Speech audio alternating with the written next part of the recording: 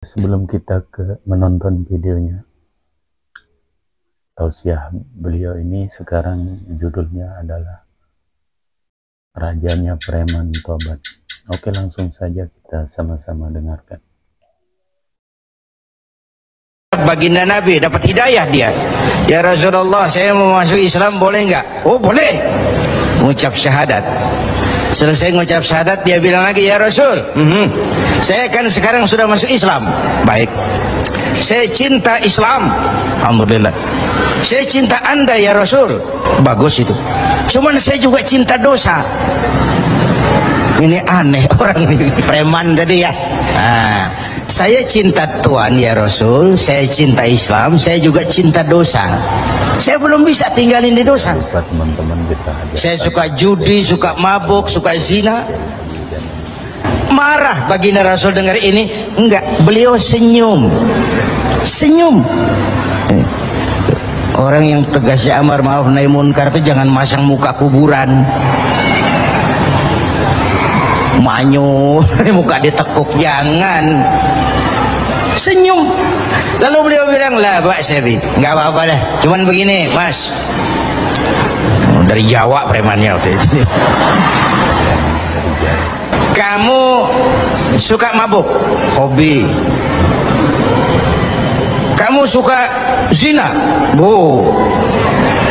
di mana-mana ada langganan. Kamu suka nyolong, iya. Oke, gini. Saya cuma minta, mau nggak kamu mulai hari ini janji sama saya? Apa ya Rasul? Jangan bohong. Hal tu'ahiduni ala tarkil kadzib? Mau nggak kamu janji satu aja, jangan bohong? Saya kira apaan kali ya Rasul? Kalau itu mah kecil. Sanggup? Sanggup. Ayo, saya bayat. Bismillah. Mulai hari ini kau janji nggak mau bohong.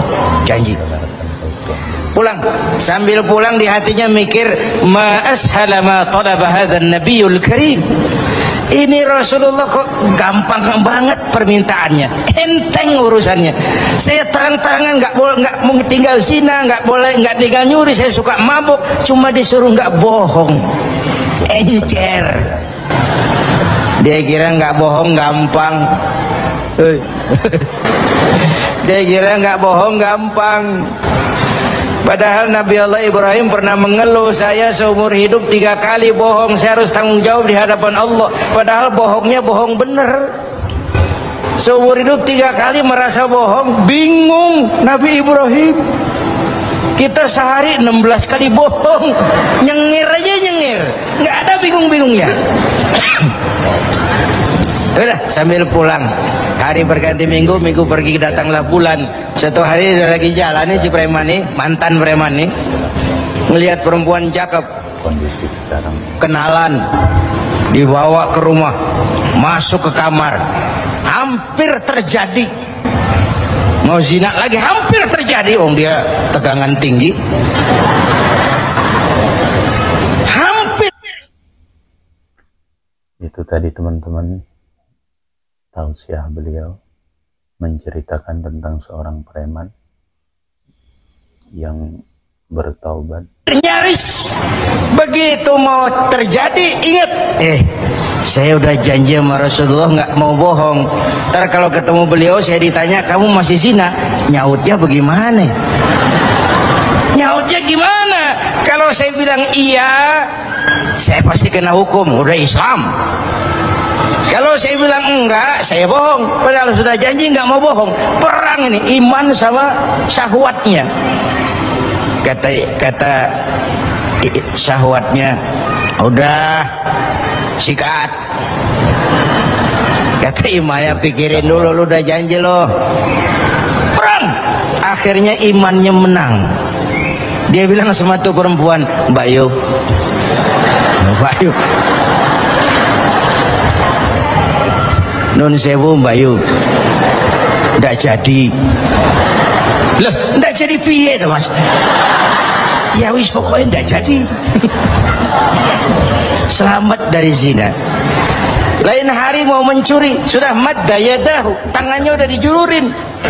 Ingat lagi, ntar kalau ketemu Nabi ditanya lo masih nyolong nggak? Gimana nyautnya? gelar kayak Tiap kali mau berbuat jahat, tiap ingat janjinya.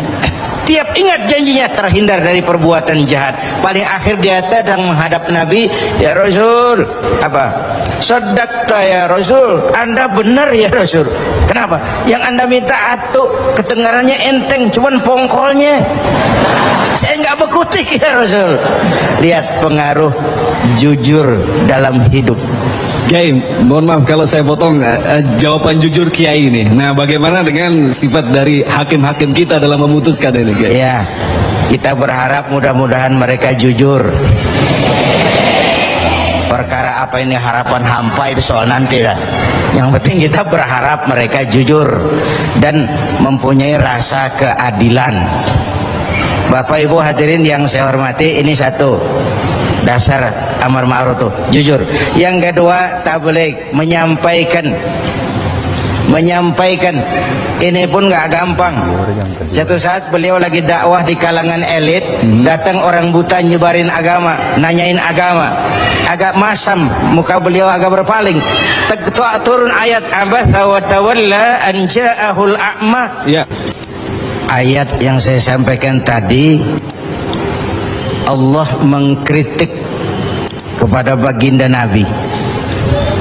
Mengapa kau agak masam ketika datang orang buta minta diajarkan agama? Ayat ini disampaikan juga oleh Nabi kepada para sahabat. Ini loh, ayat ini barusan turun mengkritisi saya. Jadi memang yang orang hidup yang baik itu jangan alergi sama kritik. Tapi yang ngeritik pun jangan asal ngomong. Ya. Sekarang sedikit dilaporin. Orang jangan alergi sama yang namanya kritik, karena kritik itu yang sering membuat kita berpikir. Dikritik yang membuat kita dewasa, dikritik yang membuat kita jadi bijaksana. Pujian sering jadi racun. Walaupun sementara kita senang, ibu cantik lah bu, mekar hidungnya, tapi itu sering jadi racun. Kritik yang membuat kita berpikir, kritik yang membuat kita dewasa, kritik yang membuat kita jadi bijak. Tapi yang ngeritik pun jangan asal njeblos. Saudara hadirin yang saya hormati, kita nggak bisa ngukur baju kita pakai badan orang lain. Ini tolong, ini bahasa bersayap. Jangan ngukur baju kita pakai badan orang lain. Nggak sedang, ya, nggak sedang. Orang sering berada dalam sebuah situasi yang tidak semudah kita. Makanya Luqmanul Hakim pernah bilang sama anaknya, "Nak, kita nih kalau nggak punya prinsip bakal serba salah." Kok gitu Pak? Ayo kita buktiin. Luqman keluar sama anaknya bawa seekor keledai kecil, dituntun berdua. Lewat di tengah orang pada ngomong, anak sama bapak sama gobloknya. Bawa keledai bukan ditaikin, dituntun. Tolol. Nah, kamu dengar nak? Iya, sekali kita salah. Sekarang gimana Pak? Bapak yang naik, kamu jalan. Lewat lagi di tempat orang ngomong lagi, bapak kagak tahu diri. Enak-enakan di atas keledai, anaknya disuruh jalan. Tega sama anaknya. Kau dengar nak? Iya, 2 kali kita salah. Habis sekarang gimana Pak? Kamu yang naik, bapak jalan. Lewat lagi orang teriak lagi, anak durhaka. Bapaknya disuruh jalan, dia enak-enakan. Dengar nak? Iya Pak, 3 kali kita salah. Sekarang gimana Pak? Kita naikin berdua yuk.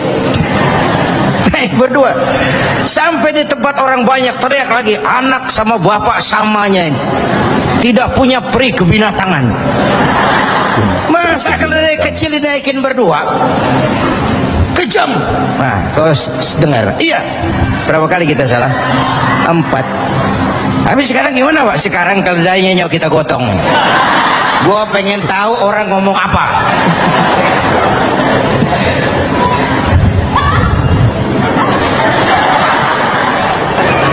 Begitulah Bapak Ibu hadirin, tanpa sebuah prinsip kita sering terombang-ambing. Makanya kita rakyat ini kudu punya filter. Rakyat harus jadi rakyat yang cerdas. Emas pasti kuning. Ya, apa semua yang kuning pasti emas? Rakyat harus cerdas. Ini nyengir tapi mikir nih, ya. Bapak Ibu hadirin. Itu dia tadi teman-teman kajian beliau. Kita lanjut lagi. Yang saya hormati, karena itu kembali kepada sifat menyampaikan, apalagi yang menyangkut hak orang banyak. Orang-orang tua Melayu bilang begini, mengapa orang menembak ungka? Karena merengguh buah embacang. Kenapa orang banyak celaka? Karena serakah dengan hak orang. Anak udang dimakan itik, itik berenang di air timpas. Hak orang jangan diusik. Kalau diusik badan terhempas, hancur. Karena yang menyangkut hakul adami, hak-hak manusiawi itu harus dipenuhi. Tabligh menyampaikan. Ini kan kadang-kadang dari atasnya bagus, di tengah jalan banyak tukang sunat. Turun ke tingkat menengah, ini jalur birokrasi, sunatin. Turun lagi ke bawahnya, sunatin. Turun ke gubernur, sunatin. Turun ke wali kota, sunatin. Turun ke camat, sunatin. Sampai ke rakyat, ujungnya doang dikit bener. Kebanyakan tukang sunat di negeri kita. Belum lagi kerja mubazir. Itu ada pepatah orang Melayu bilang begini, wahai kawan, banyaklah zikir, mengingat Allah janganlah mungkir. Wahai kawan, banyak berzikir, mengingat Allah janganlah mungkir. Hindarkan semua kerja mubazir supaya hidup tidak terisolir. Kerja mubazir itu kayak apa? Kayaknya kenal Ja'ronah. Pernah dengar nama itu? 6 km di luar Mekah itu ada Masjid Ja'ronah, tempat kita ngambil miqat ihram kalau mau umrah. Ja'ronah itu perempuan lugu ya, tipis-tipis sama bego dah. Bego tahu bego? Minum es ditiup, nah tuh bego tuh. Dia kira ngebul panas. Ini Ja'ronah kalau malam nenun kain, siang dia rusakin lagi. Supaya apa? Supaya malam punya kerjaan, nenun lagi. Siang dia rusakin lagi, malam dia tenun lagi. Allah sindir kita dengan peristiwa itu, wala takunu kallati naqadat ghadlaha min ba'di quwwatin ankatha. Jangan kamu seperti perempuan lugu itu yang kalau malam nenun kain, siang dia rusak lagi. Malam dia tenun lagi, siang dia rusak lagi. Jalanan udah bener-bener dipaculin. Supaya apa? Besok punya kerjaan dananin jalanan. Berapa banyak proyek Ja'ronah di Indonesia ini? Tahsilul hasil, mengerjakan yang udah beres. Kan kerja mubazir. Bapak Ibu hadirin yang saya hormati, ini soal tabligh. Yang ketiga sidik amanat, yang kedua amanat ya, yang ketiga tabligh. Amanat itu menyampaikan, bisa menjaga kepercayaan orang, itu penting, itu amanah namanya. Menjaga amanah itu tugas yang mulia. Sama saja kalau tadi Habib sudah menjelaskan, amar ma'ruf itu hakikatnya nahi munkar. Nahi munkar itu ya amar ma'ruf, cuma beda orientasinya. Tapi dalam pelaksanaannya amar ma'ruf agak lebih tidak beresiko ketimbang nahi munkar. Kalau kita amar ma'ruf, paling-paling orang nggak mau, gitu aja. Orang kalau diajak sholat nggak ada yang marah insya Allah, tapi nggak mau ya gitu aja. Tapi kalau dicegah judi, dicegah zina, dicegah judi, oh bandarnya kuat-kuat sekarang ini. Bandarnya kuat-kuat. Jangankan kelas kita, hukum aja bisa dijual beliin, perkara bisa dijual beliin. Tempo hari saya bilang, rakyat kecil kalau mau laporan kehilangan ayam itu kudu jual kambing. Harga laporannya mahal. Nanti berperkara kepengen menang mesti jual sapi. Cuma mau ngurus ayam hilang, kambing hilang, sapi lengit. Itu kadang-kadang ya kita nggak bisa, karena selalu ada permainan dan itu proses. Salah siapa? Ayo kita perbaiki sama-sama. Ini negara-negara kita, kemerdekaan ditebus dengan keringat, air mata, darah dan nyawa orang-orang tua kita. Membangun negara ini kita biayai dengan uang kita rame-rame. Kita yang bayar pajak listrik, pajak mobil, PBB, uangnya dikumpulin bangun negeri ini. Saya ikut bayar pajak karena saya tidak rela kalau uang pajak itu digunakan cuma untuk studi banding atas nama jalan-jalan. Ya. Lalu dibikin slogan besar-besar, orang bijak bayar pajak, orang pajak ngemplang pajak. Ini bagaimana kayak ini? Kalau yang ma'ruf berjalan tapi yang munkar juga berjalan, artinya kita hanya beramar ma'ruf tapi tidak bernahi munkar. Syauqi bilang dalam sebaik syairnya, famata yablughul bina'u yawman kamaluhu idza anta tabni wal akharu yahdimu. Kapan bangunan mau selesai? Kalau kamu bangun orang lain ngancurin. Orang Betawi bilang itu namanya kayak nimba kagak dibendung. Bagaimana airnya mau kering kalau nimba nggak dibendung? Kenapa? Yang ma'ruf jalan, yang munkar juga jalan. Maka amar ma'ruf nahi munkar harus ditegakkan secara bersama. Satu. Yang kedua, saya sepakat dengan guru kita Habib Munzir bahwa amar ma'ruf nahi munkar sesuai dengan bidang dan keahlian kita masing-masing. Jangan memaksakan sesuatu untuk hal yang memang bukan dunia kita. Saya dulu pernah mimpin partai politik. Dulu zaman jahiliyah. Belakangan saya menyadari politik memang bukan dunia saya.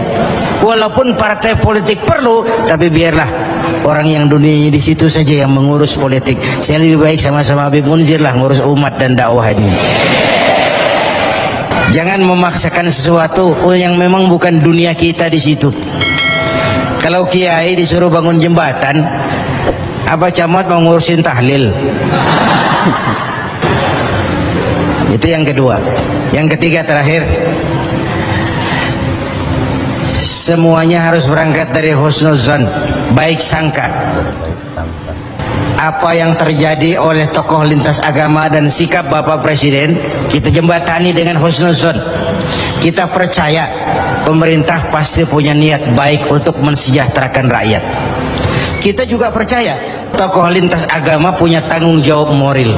Mereka memberikan teguran bukan karena benci pemerintah, tapi ingin melihat negara ini berjalan dengan baik. Saya ingatkan waktu PSSI lawan Oman, itu ada penonton yang namanya Ardi turun ke lapangan, tendang bola ke gawang, untung nggak gol. Waktu ditanya, saya bukan benci sama PSSI, saya bukan mau ngacoin pertandingan, saya cuma greget kenapa sih nggak gol-gol PSSI ini, penalti aja meleset, capek saya greget. Karena itu saya percaya para tokoh lintas agama punya niat yang baik, ingin melihat negara ini berjalan dengan transparan. Kita juga percaya pemerintah punya niat baik untuk mensejahterakan rakyat. Cuma tentu ada berbagai kendala dan diperlukan kesungguhan dan kejujuran. Sekali lagi, kesungguhan dan kejujuran. Jangan ada dusta